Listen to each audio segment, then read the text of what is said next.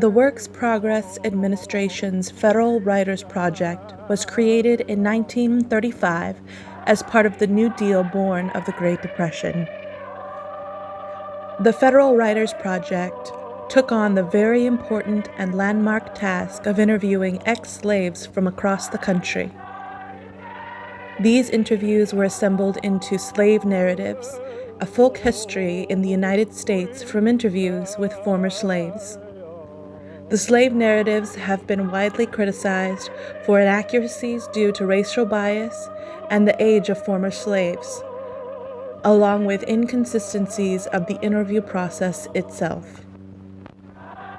While there were certainly racial biases and inconsistent interview practices, with former slaves well into their late 70s to as late as 110 years of age, one can still glean a tremendous amount of valuable information if the narratives are viewed out of the context of a historical accounting of slavery and into the context of the lives of the former slaves during the Great Depression. Here, my aim is to simply provide a glimpse into the lives of former slaves as recorded and taken down by the Federal Writers Project. The following is a portion of an interview with Wallace Quarterman of Fort Frederica, St. Simmons Island, Georgia, in June 1935. One of his interviewers was Alan Lomax, son of John Lomax. And that the people then throw away the food then. They throw away the food and they call we all up, and give you all freedom. Because we are this much as free as them. Now you understand. But the Yankee thing must go back to the South there as we, but they didn't, of course there was so much doubt and thinking the way they would have done more. But it's so much doubt in the way. They couldn't because the colored people should win for, and some white people should win for too. You understand? And they rather let them and let me. I satisfied so far what the Lord has done for me. I come through all the been up and down through the militia. So tell me about how they went to Hawkinsville and go to throw it down in the ground. They told them that now you.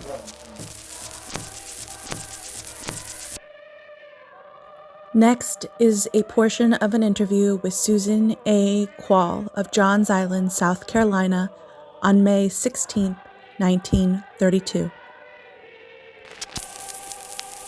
Yes, sir. Then the Yankees came through that night, and they looked for us and see the fire. Then the father then said, we have to move from this place because we might got shot. And he picked me up on his back and he ran with me. And I said to him, Pa, Papa put me down because then he will catch me.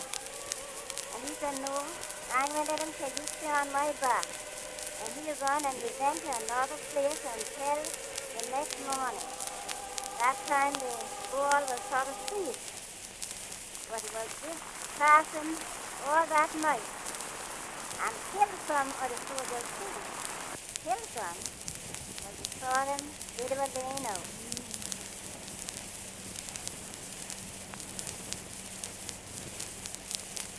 Swing low, sweet chariot.